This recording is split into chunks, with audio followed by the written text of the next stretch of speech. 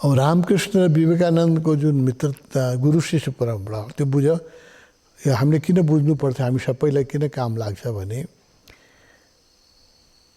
रामकृष्णले एउटा भिजन देख्नुहुन्थ्यो।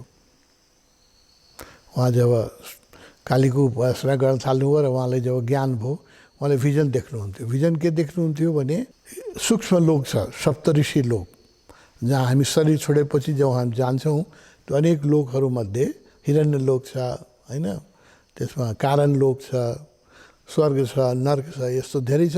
त्यसमा एउटा हिरण्य लोक सप्तऋषि लोक छ। सप्तऋषि लोकमा धेरै माथिका सन्यासीहरू जो इन्लाइटेन हुनुबाट अलिकति बक्या छन्, फुल्ली इन्लाइटेन भएकाहरू हिरण्य लोकमा जान्छन्, कारण लोकमा जान्छन्।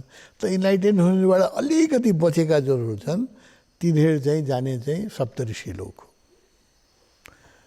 त्यो लोकमा रामकृष्णको एउटा भिजन छ, बडो प्यारो भिजन छ। उहाँले के भिजन देख्नुहुन्थ्यो भने एउटा जोगी छ, त्यो एकदम पद्मासनमा बसिराखेको छ, आँखा बन्द गरेर, बडो सुन्दर योगी छ, पद्मासनमा बसेर ध्यान गरिराखेको छ। अनि रामकृष्ण त्यसको अगाडि जानुहुन्छ, उसको ध्यान यस्तो गहिरो छ कि उसलाई ध्यानबाट उठाउन, उहाँलाई कुरा गर्नु छ त ध्यानमा उठाउन आँटै भएन, यस्तो गहिरो ध्यानमा छ ऊ, एकदम पद्मासनमा बसेर ब्रह्मलीन छ। अनि रामकृष्णले गएर चाहिँ अब धेरै बेर कुर्नुभयो, आँखै खोल्दैन, महाल उसमा बसेको छ। त्यसमा रामकृष्णले चाहिँ के भन्नुभयो भने एउटा सानो बालकको रूप बनाउनु भयो। सानो बालकमाथि त रिसाउँदैन नि, सानो बालक अब जस्तो हाम्रो लीला छ नि, लीलामाथि त कोही रिसाउँदैन होइन, त्यो लीला जस्तै बालक बनेर त्यो ऋषिको काखमा बस्नुभयो। बसेपछि त्यो ऋषिले आँखा खोलेर हेऱ्यो। रामकृष्णलाई यो भिजन हुन्थ्यो, बार बार भिजन हुन्थ्यो, सुरु विवेकानन्द आउनुभन्दा पहिलेदेखि भिजन हुन्थ्यो। आँखा खोलेर हेऱ्यो अनि रामकृष्णले भन्नुभयो, त्यो बालक रूपमा जो रामकृष्ण हुन्थ्यो उहाँले के भन्नुभयो भने मेरो पृथ्वीमा जन्मिने टाइम आयो, म पृथ्वीमा, अब त्यो अलिकति इन्लाइटमेन्ट बाँकी थियो होइन, त्यस कारण जन्म लिनु पऱ्यो। इन्लाइटेड भइसक्यो भए त रामकृष्णलाई जन्म लिनु पर्थेन, 1% आधा % बाँकी भए पनि जन्म लिनुपर्छ होइन। पूर्वजन्ममा सबै काम सकिसकेको अलिकति बाँकी थियो। अनि उहाँले भन्नुभयो कि म त पृथ्वीमा जन्मिने टाइम आयो, म जाँदैछु, तपाईँ पनि हिँड्नुहोस्। विवेकानन्दलाई भन्नुभयो, पूर्वजन्मको केही सम्बन्ध होला, त्यहाँ म जाँदैछु तपाईँ पनि हिँड्नुहोस् भन्नुभयो होइन। अनि विवेकानन्दले चाहिँ तपाईँ जानुहोस्, म अलिक पछि आउँछु भन्नुभयो। म आउँछु अलिक पछि आउँछु, तपाईँ जानुहोस् भन्नुभयो। यो भिजन रामकृष्णलाई उहाँको ज्ञान प्राप्त भएपछि बराबर हुन्थ्यो होइन। र उहाँले भन्नुहुन्थ्यो, त्यो मेरो शिष्य जब कि उहाँले बोल्न आउँथेन, अनि यो शिष्य जन्म लिइसक्यो, त्यो पनि उहाँले ध्यानमा देख्नुभयो, विवेकानन्द नआउँदै देख्नुभयो। उसको नाम नरेन्द्र छ, त्यो पनि देख्नुभयो। म कहाँ आउँदैन पछि जन्मे, किनभने यो पृथ्वीमा आएपछि मान्छेले सबै बिर्सिन्छ। रामकृष्ण पनि बिर्सिनु भएको थियो, पछि ज्ञान प्राप्त भएपछि उहाँलाई याद आयो। विवेकानन्द पनि त्यत्रो ऋषि, सप्तऋषि लोकका ऋषि यो पृथ्वीमा आएपछि सबै बिर्सिन्छ। हामी पनि बिर्सिया छौँ, तिमी पनि बिर्सिया छौ, कहाँबाट आएको, के गरेर आएको, कति पुण्य गरेर आएको, कति पाप गरेर आएको, कसैले याद छैन होइन। हामी पनि त्यसै नयाँ कोही होइन, सबै पुराना खेलाडीहरू छन्, त कसैलाई केही याद छैन। तर जब विवेकानन्द रामकृष्ण कसैले केही सोध्थ्यो, उहाँले बोल्न आउँथेन, पढाइ लेखा हुनुहुन्थेन, तर्क गर्न सक्नुहुन्थेन, अनि उहाँले भन्नुहुन्थ्यो मेरो एउटा शिष्य आउँछ नरेन्द्र, उसले तिमीलाई जवाब दिन्छ, मैले जवाब दिन सक्दिनँ, म जवाब दिन्छु। र रामकृष्णलाई इन्लाइटमेन्ट भएपछि तिमी दक्षिणेश्वर गयो भने उहाँको जुन घर छ त्यसको छानामा गएर उहाँ राति राति कराउनुहुन्थ्यो, रुनुहुन्थ्यो, नरेन्द्र तिमी कहाँ छ, छिटो आऊ, मेरो कुरै मान्छेले बुझ्दैन, कसरी मैले बुझाउँ, मलाई बोल्नै आउँदैन, तिमी कहाँ छ। अनि अरूहरूलाई पनि उहाँका रामकृष्णका अरू भक्तहरू ब्रह्मानन्द, शिवानन्द, शशी, अरू शिष्यहरूलाई पनि बोलाउनुहुन्थ्यो, तिमीहरू कहाँ, पूर्वजन्मका यिनीहरू शिष्य थिए, कहाँ छ तिमीहरू मलाई ज्ञान प्राप्त भइसक्यो, मलाई बाँड्नु मन लागिरहेछ, म यति हेभी छु प्रेमले, लिने मान्छे नि पाउँदैन, तिमीहरू कहाँ छ छिटो आऊ भने राति राति छानामा बसेर कराउनुहुन्छ। अब बुझ के भने त्यस्तो सप्तऋषि लोकबाट आएका विवेकानन्द पनि मनुष्यको शरीर लिएपछि सबै बिर्सिँदो रहेछ, उहाँलाई केही याद थिएन। रामकृष्ण जब विवेकानन्द आउनुभयो, पहिलोचोटि भेट्न आउनुभयो, त्यो भेट्न आउनुको पनि बडो मिठो कहानी छ। उहाँको बङ्गाल नेसनल कलेज त्यो बेलाको सबभन्दा राम्रो कलेज थियो कलकत्तामा, त्यसमा उहाँ पढ्नुहुन्थ्यो। त्यहाँ एउटा प्रोफेसर थिए, उसले चाहिँ एउटा इङ्ग्लिस कविता पढाइरहेको थियो, एक्सट्यासी वर्ड्सवर्थ कसको कविता थियो, एक्सट्यासी समाधिको कविता थियो। अनि उसले कविता पढाउँदाखेरि के भन्यो भने एक्सट्यासी जुन समाधिको वर्णन गरेको छ कविले, इङ्ग्लिस कविले गरेको छ, त्यो मैले तिमीलाई बुझाउन सक्दिनँ। त्यो तिमीले हेर्नु छ भने दक्षिणेश्वरमा एउटा जोगी बाहुन बस्छ, पुजारी, त्यसलाई गएर हेर। एक्सट्यासी भनेको के हो, समाधि भनेको के हो भने तिमीले त्यहाँ प्रमाण पाउँछ भने। विवेकानन्दको उमेर 18 वर्षको थियो। त्यो कलेजको त्यो उहाँ नास्तिक हुनुहुन्थ्यो, भगवान मान्नुहुन्थेन, ब्रह्म समाजमा बिना देवी देवताको पूजा गर्ने, त्यसमा अलिकति प्रभावित हुनुहुन्थ्यो। अनि त्यो सुनेर उहाँ आउनुभयो रामकृष्णका एक्सट्यासी। अनि आउँदाखेरि साथी लिएर आउनुभएको थियो। अनि विवेकानन्दजीले रामकृष्ण त देख्न साथ चिन्नुभयो भने रामकृष्णको किताब पढ्यो भने लीलामृत पढ, बडो राम्रो छ। रामकृष्ण साहित्यको 2टा किताब साधकहरूले पढ्न पायो भने एउटा उहाँको वचनामृत, एउटा लीलामृत। उहाँको वचनहरूको सङ्ग्रहलाई वचनामृत भन्छ र उहाँको लीला जुन छ उसलाई लीलामृत भन्छ। यो 2टै किताब पढ्नलाई मैले स्कुल लाइफदेखि नै धेरै पटक पढे हुनाले मलाई एक एक घटना याद छ। त्यो रामकृष्ण जीवनका एक एक घटना मलाई कण्ठ छ कि म बोल्न सक्छु, सबै रातभरि बोल्न सक्छु। हरेक चिज मलाई त्यो बिर्सिँदै नामहरू बिर्सिन्छु तर त्यो घटना बिर्सिन्न। अनि रामकृष्णले विवेकानन्दलाई देख्न साथै भन्नुभयो रामकृष्णले कि मैले चिने, यही हो सप्तऋषि लोकका ऋषि जसले मलाई प्रमिस गरेको थियो कि तपाईँ जानुहोस्, म पछि आउँदैछु। देख्न साथै चिन्नुभयो उहाँले। उहाँले त चिन्नु भएन, विवेकानन्दले त चिन्नु भएन। अनि विवेकानन्दले साथीहरू लिएर आउनुभएको थियो, 1-2टा कलेजको अरू साथी। अनि रामकृष्णले चाहिँ तिमी यता आऊ, कुनामा लिएर जानुभयो दक्षिणेश्वर। उहाँको जो घर छ त्यसको बरन्डामा लगेर मिठाई, बङ्गालमा सन्देश भन्ने मिठाई हुन्छ, धेरै राम्रो। कसैले रामकृष्णलाई मिठाई चढाएको थियो, सन्देश त्यो लुकाएर राख्नु भएको थियो। त्यो ल्याएर सन्देश खुवाउनु लाग्नु आफ्नो हातले, होइन, आफ्नै हातले खुवाउने।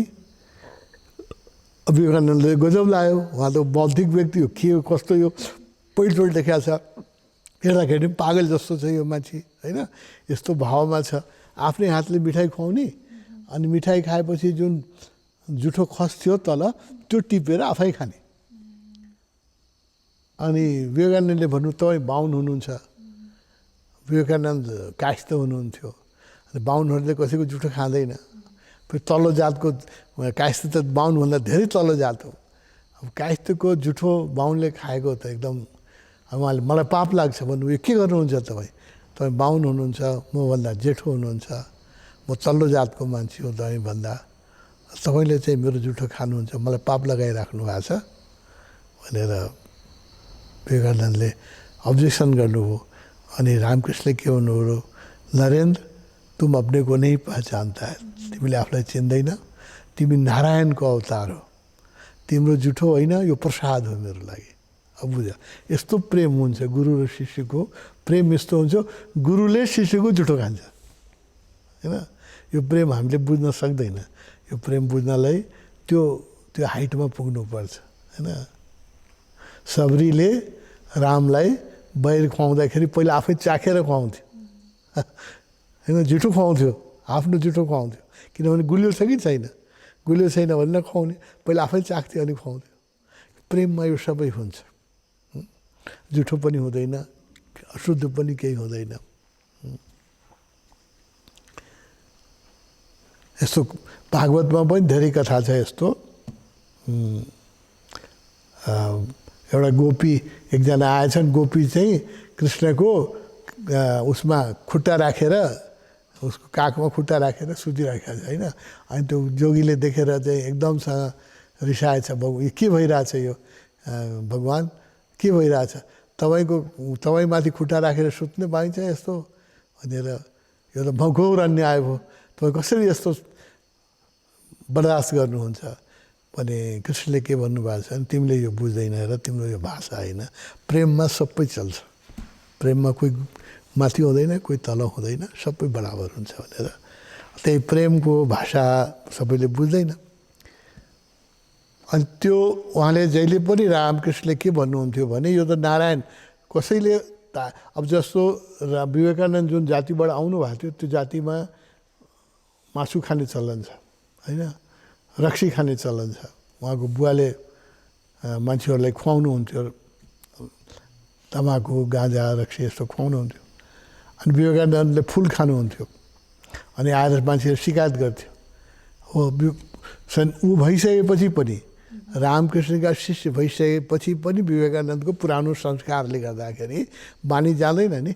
कफी खानुहुन्थ्यो, चिया खानुहुन्थ्यो, त्यो जेने भक्तहरूले खाँदैन, अनि फुल खानुहुन्थ्यो। अनि मान्छेले आएर कम्प्लेन गर्थे कि नरेन्द्रले त आज देखेँ त्यहाँ आउँदाखेरि आश्रमकै बाहिर रेस्टुरेन्टमा चाहिँ अम्लेट खाएर कफी पिरहेको थियो, त्यसलाई तपाईँ केही बोल्नुहुन्न, हामीलाई यति गाली गर्नुहुन्छ, केही खानपानमा नियम मानेन भने गाली गर्नुहुन्छ, नरेन्द्रलाई चाहिँ अम्लेट खान्छ कफी खान्छ तपाईँ केही भन्नुहुन्न भने रामकृष्ण अरे ऐसा बोल, वो तो नरेन्द्र तो साक्षात नारायण, उसको कुछ दोष नहीं लगेगा।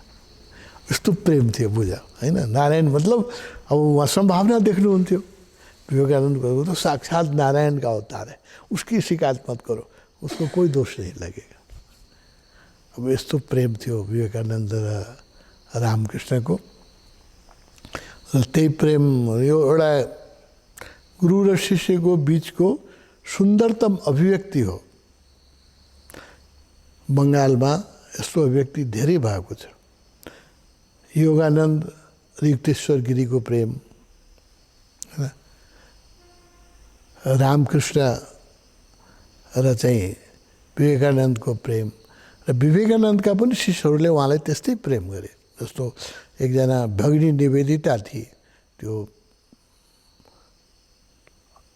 अमेरिकाबाट आई रामकृष्ण विवेकानन्दसँगै। त्यो चाहिँ पाद्रीको, अमेरिकाको सबभन्दा ठुलो पाद्रीको छोरी थिए होइन, क्रिस्चियन। उसको फादर चाहिँ क्रिस्चियनको त्यहाँको सबभन्दा ठुलोलाई के भन्छ अमेरिकामा, त्यो सबभन्दा पृष्ठहरूको सबभन्दा हेड हुनुहुन्थ्यो, त्यसको छोरी थिए भगिनी निवेदिता। त्यो सब छोडेर उहाँको पछि आए होइन, महा इन्टेलेक्चुअल, बहुत विद्वान। उसले पनि विवेकानन्दलाई त्यस्तै प्रेम गरे पहिले। त्यसले यो बङ्गालमा यो यदि प्रेमको चैतन्य महाप्रभुको प्रेम यो सुनेकै छ तिमीहरूले, त्यसमा रामकृष्ण र विवेकानन्दको जुन प्रेम छ त्यो अद्भुत छ, त्यसको नमुनै छैन। बुझिहाल्यो न, शिष्यले गुरुको जुठो खाने कहीँ हुन्छ होइन, हुँदैन दुनियाँमा, त्यहाँ हुन्थ्यो। र यसरी यो दुईजनाको जुन कथा छ, म त रामकृष्ण साहित्य पुरै पढेको छु, बच्चादेखि नै पढेको छु, रातभरि बोल्न सक्छु, सबै घटना मलाई याद छ। मैले झलझल देखेँ जस्तै लाग्छ मलाई, सबै घटना म बोल्न सक्छु। तिमीले देखाएको छ कि रामकृष्ण परमसँग कहिलेकाहीँ रिसाउँदा वा टाढा हुँदा बाल सुलभ हृदय भएका रामकृष्ण रुँदै विवेकानन्द त्यहाँ पुग्थे। यो कस्तो गुरु सम्बन्ध हो, यो यही बुझ्न गाह्रो छ। गुरु प्रेमको सम्बन्ध बुझ्न गाह्रो छ। जब विवेकानन्द आउनुहुन्थ्यो न, रामकृष्ण रुन थाल्नुहुन्थ्यो, अब खबर पठाउनुहुन्थ्यो होइन। अनि के भन्नुहुन्थ्यो भने संसारिक मान्छेलाई देख्दा देख्दा मेरो आँखा दुख्छ होइन, जिउ पोल्छ। विवेकानन्द बहुत रामकृष्ण बहुत सेन्सिटिभ हुन्थ्यो। वर्ल्डली मान्छेले कुरा गऱ्यो भने उहाँ जिउमा उहाँलाई घाउ हुन्थ्यो तुरन्तै। सांसारिक मान्छेले, लोभी मान्छेले, जो गैर आध्यात्मिक मान्छेले उहाँसँग कुरा गऱ्यो भने जिउभरि फोका फोका हुन्थ्यो उहाँलाई तुरुन्तै। अब सेन्सिटिभिटीको ऊ छैन कि मान्छे त आफ्नो औरा लिएर हिँड्छ नि। नेगेटिभ मान्छेको नेगेटिभ हामीलाई पनि हुन्छ, हामीलाई त्यति हुँदैन, तिमीलाई पनि हुन्छ। गलत मान्छेसँग तिमीले 2-4 घन्टा कुरा गर्नु पऱ्यो भने एकदम जिउ भारी भएर आउँछ। उहाँको त जिउभरि फोका फोकै हुन्थ्यो, घाउै हुन्थ्यो, एकछिनमा फेरि शान्त हुन्थ्यो। म बिरामी हुन्छु, मलाई पनि धेरै बेर गलत मान्छेसँग बस्नु, अहिले त आजकल त यति सेन्सिटिभ भएछ, आधा घन्टा पनि मलाई गलत मान्छेसँग बस्नु पऱ्यो भने मलाई दिनभरि बर्बाद हुन्छ। टाउको दुख्छ, डिसेन्ट्री हुन्छ शरीरमा, अनेक प्रकारका समस्याहरू, कि त्यो नेगेटिभिटी क्यारी हुन्छ होइन। शुद्ध मान्छेसँग जति कुरा रातभर, अब विवेकानन्दको तिमीले कुरा गर्यो, अब विवेकानन्दको कुरा मैले रातभरि गरेँ भने मलाई झन् म फ्रेस भएर आउँछु, होल नाइट कुरा गर्न सक्छु होइन। उहाँ जस्तो जो शुद्ध मान्छे कोही आयो भने उसँग कुरा गर्दाखेरि बडो आनन्द आउँछ। त विवेकानन्द रामकृष्णले भन्नुहुन्थ्यो, नरेन तिमी आएन भने हेर संसारिक मान्छेसँग कुरा गर्दा गर्दा मेरो जिउभरि फोका फोका भयो होइन। अब तिमीसँग कुरा गरेपछि यो शान्त हुन्छ होइन, तिम्रो स्पर्शले नै शान्त हुन्छ। यस्तो प्रेम दुईजनाको, रामकृष्ण विवेकानन्दको यस्तो प्रेम अद्भुत। त्यो मैले बराबर भन्छु, हाम्रो गुरु त रामकृष्ण जस्तै पवित्र हुनुहुन्थ्यो। उसमा गुण के थियो भने हि वाज 2 in 1। उहाँ रामकृष्ण पनि हुनुहुन्थ्यो र विवेकानन्द पनि। उहाँ इन्टेलेक्चुअल पनि महासार्प, उहाँको आफ्नै अभिव्यक्ति थियो, रामकृष्ण अभिव्यक्ति थिएन। बोल्नलाई विवेकानन्द चाहिन्थ्यो, विवेकानन्दले बताउनु। रामकृष्ण अधिकांश गुरुसँग अभिव्यक्ति हुँदैन, गुरुजीएफसँग जस्तो एक्सपिरियन्स थियो, अभिव्यक्ति थिएन। उसले चाहिँ अस्पेन्स्कीलाई खोज्नु पर्थ्यो, अस्पेन्स्कीले बोल्नु पर्छ होइन। धेरै गुरुहरूसँग अभिव्यक्ति हुँदैन। तर स्वामी भगवान्सँग कस्तो छ भने हि 3 in 1। उहाँसँग ज्ञान पनि छ, अभिव्यक्ति पनि छ, भक्ति पनि छ, तन्त्र पनि छ, साङ्ख्य पनि छ, सबै कुराको मेनी इन 1 हुन्छ। त्यो अद्भुत अवतार हो। ओशो जस्तो अवतार त पृथ्वीमा कृष्णपछि भएकै थिएन। 5000 वर्षपछि त्यस्तो मान्छे भएको थिएन पृथ्वीमा। उहाँ रामकृष्ण पनि हुनुहुन्छ, विवेकानन्द पनि हुनुहुन्छ, मीरा पनि हुनुहुन्छ, कबीर पनि हुनुहुन्छ, सबै कम्बाइन्ड इन 1 हुनुहुन्छ, मेनी इन 1। त्यसै यो प्रेम जुन छ विवेकानन्द रामकृष्णको प्रेम, सबरी र रामको प्रेम होइन, कृष्ण र मीराको प्रेम, यो हामीले लौकिक दृष्टिकोणले यो बुझ्न सक्दैनौँ संसारिक। त्यसको लागि आँखा धेरै पवित्र हुनुपर्छ, मन धेरै पवित्र हुनुपर्छ, नत्र यो क्षुद्र मनले यो अब कृष्णको धेरै गोपीहरूसँग प्रेम थियो। अब योले सांसारिक मनले हामीले हेऱ्यो भने त उहाँ त कृष्ण त लम्पट जस्तो लाग्छ होइन। 8वटा श्रीमती हुँदाहुँदै पनि अब यत्रो त्यो यो मानसिक सांसारिक आँखाले देख्यो भने कृष्णलाई बुझ्न सकिँदैन। हामीसँग क्षुद्र दृष्टिकोण छ, अधिकांश मान्छेसँग दृष्टिकोण जुन आफ्नो जस्तो छ त्यस्तै अरूलाई हामी देख्छौँ होइन। त्यो रामकृष्ण र विवेकानन्द, मलाई त शिवपुरी बाबाको कुरा याद आउँछ। शिवपुरी बाबाले भन्नुहुन्थ्यो, रामकृष्णको नाम लिएपछि पनि दिनमा रमन महर्षि र रामकृष्णप्रति विवेकानन्द शिवपुरी बाबाको धेरै श्रद्धा थियो। त्यो बेला ओशो त हुनुभएको थिएन, ओशो त पछि हुनुभयो, ओशोको नाम लिनुभएको छैन। तर उहाँ भन्नुहुन्थ्यो कि रामकृष्ण र रमन महर्षिको तिमीहरूले दिनमा जतिचोटि हुन्छ नाम लिने गर, किन त्यो नाम लिएपछि तिम्रो मुख पवित्र हुन्छ, मुखको पाप जुन छ त्यो गलित हुन्छ होइन। र तिमीले जसलाई भन्छ, जसले सुन्छ, उसको कान पवित्र हुन्छ। र जुन कोठामा त्यो कुरा गर्छ तिमीले रामकृष्ण र नरेन्द्र यसको विवेकानन्दको र रमन महर्षिको जुन कोठामा कुरा गर्छ त्यो कोठा पवित्र हुन्छ होइन। अब यो शिवपुरी बाबाले बुझ्न सक्ने कुरा हो होइन। उहाँहरूले सम्झिनु, रामकृष्णलाई विवेकानन्दलाई सम्झिनु हाम्रो सौभाग्य हो। उहाँको साहित्य छ, उहाँको फोटो छ होइन। भगवानसँग उहाँहरूको गहिरो अट्याचमेन्ट छ, बडो गहिरोसम्म। त्यस कारणले बताए नि रामकृष्णका स्कुलमा जो इन्लाइटेन भएन त्यो सबै अहिले ओशोका सन्यासी छन्। कोही बितिराखेका छन्, कोही शरीर छोडिराखेका छन्, कोही शरीरमा छन्, र तिनीहरूलाई रामकृष्णले नै सबैलाई पठाइदिनु भयो। भगवान्ले भन्नुभएको छ गुरुजीएफका जति शिष्य थिए गुरुजीएफसँग कोही शिष्य जाग्न सकेन। गुरुजीएफले आफ्नो सबै शिष्य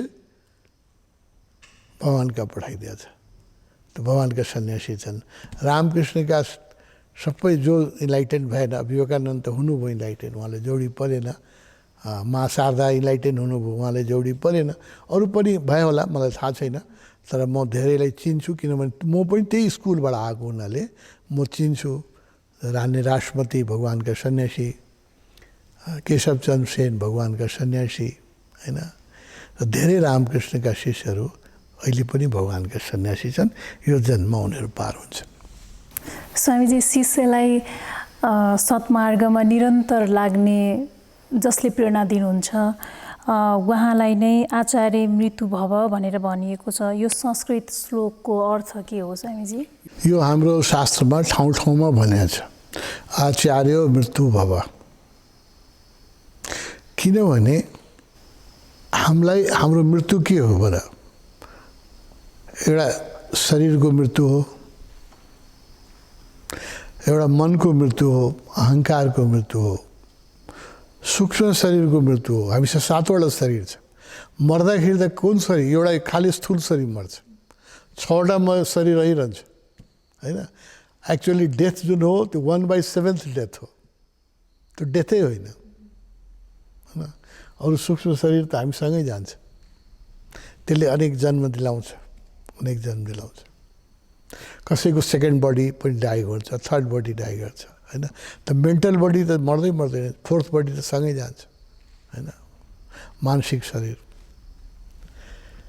त्यस कारणले यो डेथ होइन, यो चाहिँ खालि कोठा बदलेको मात्रै हो। मान्छेले घर चेन्ज गर्छ नि, एक्चुअली मृत्यु जुन हो त्यो यो फिजिकल बडीको ट्रान्सफर मात्रै हो। अरू सूक्ष्म शरीर हामीसँगै जान्छ। मन, बुद्धि, अहङ्कार, संस्कार, बानी, बेहोरा सबै जान्छ। त्यही बानी, बेहोरा, विचार सबै लिएर हामी फेरि जन्मिन्छौँ। र हामीलाई जुन छ त्यो यो शरीरभन्दा पनि यो सबभन्दा प्यारो अरू जे चुर लायो भने पनि हामीले बच्चालाई प्यार गर्छौँ, बाबुआमालाई प्यार गर्छौँ, साथीलाई प्रेम गर्छौँ, त सबभन्दा बढी अट्याचमेन्ट हाम्रो आफ्नो बडीसँग हुन्छ। बिगेस्ट अट्याचमेन्ट चाहिँ बडीसँग हुन्छ। यो मर्न नपरे हुन्थ्यो जस्तो लाग्छ। किनभने लाग्छ यही मुह, त्यो शरीरसँग अट्याचमेन्ट हुनु स्वाभाविकै छ। तर यो सबभन्दा पनि बढी ठुलो अट्याचमेन्ट हाम्रो इगोसँग हुन्छ, मनसँग हुन्छ। त्यस कारणले तिमीलाई कसैले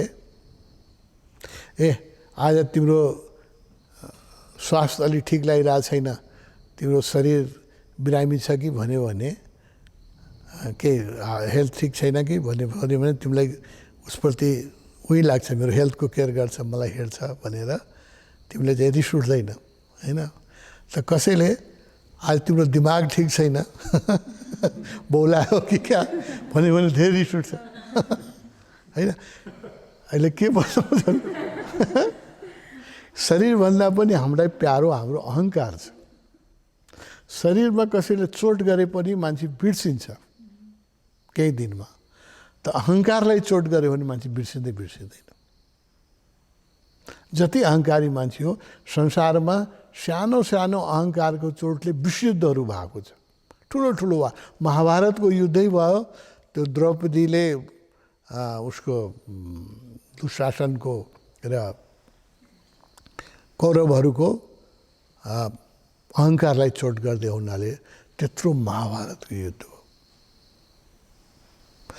लङ्काको युद्ध किन भयो? रावणले सीतालाई बिहा गर्न स्वयम्वरमा आएको थियो, त्यसलाई मान्छेहरूले धोका दिएर शिवको धनुष तोड्न दिएन, त्यो अहङ्कारको कारणले उसले सीतालाई हरण गर्यो। संसारमा जति ठुला ठुला युद्ध हुन्छन्, जति ठुला ठुला घटना हुन्छन्, सबैको जडमा इगो हुन्छ। Ego is more dear to us than physical body. अहङ्कारमा चोट लाग्यो भने हामी सहन सक्दैनौँ।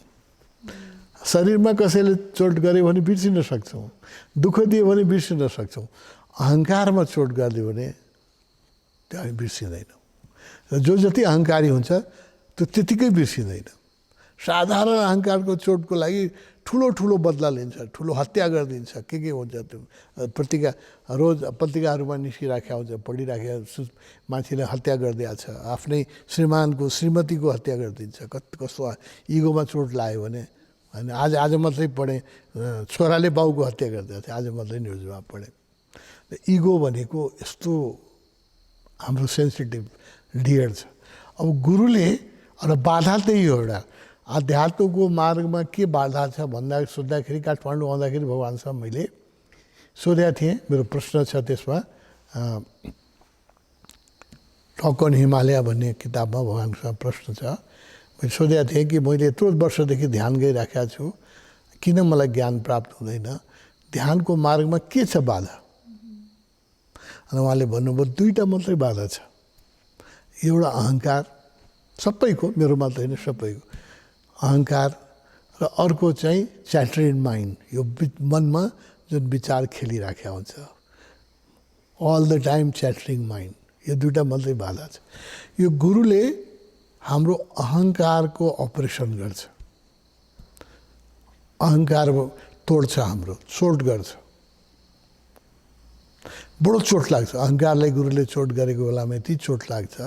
शरीरलाई बरु जेन मास्टरहरूले त डन्डाले पिट्छ होइन, त्यो शरीरको चोट त केही पनि होइन। भगवान्ले पनि एकचोटि क्वेसन गरेका थियो यो कि जेन मास्टरहरूले त डन्डाले पिट्छ, तपाईँ हामीलाई किन डन्डाले पिट्नुहुन्न भन्दै भगवान्ले पुनःमा क्वेसन गरेका थियो। उहाँले के भन्नु भने शरीरको चोट के चोट हो, त्यो त तिमीहरूले सहन्छ, बिर्सिन्छ होइन। म त त्योभन्दा गहिरो चोट गर्छु, तिमीहरूको अहङ्कारलाई पिट्छु, अहङ्कार तोड्छु होइन।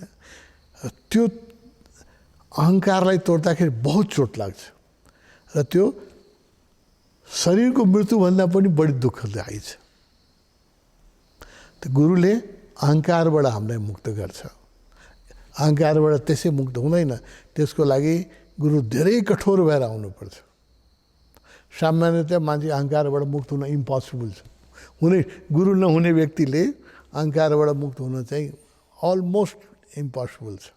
किन हरेक कुराको हामी अहङ्कार बनाउँछौँ। ज्ञान छ भने ज्ञानको अहङ्कार, ध्यान गरिरहेको छ भने ध्यानको अहङ्कार, रूप दिएको छ परमात्माले भने रूपको अहङ्कार, पैसा दिएको छ भने पैसाको अहङ्कार, दान गर्छौँ भने दानीको अहङ्कार होइन। ज्ञान छ भने ज्ञानको अहङ्कार। जुन चिज हामीले गर्छौँ, साधना गर्छौँ, साधनाको अहङ्कार, आश्रम चलाउँछौँ, आश्रम चलाउने अहङ्कार, हरेक चिजलाई हामी इगोमा कन्भर्ट गरिदिन्छौँ।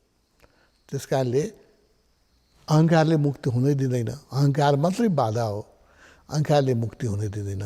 गुरुले मात्रै अहङ्कारको अपरेसन गर्छ होइन।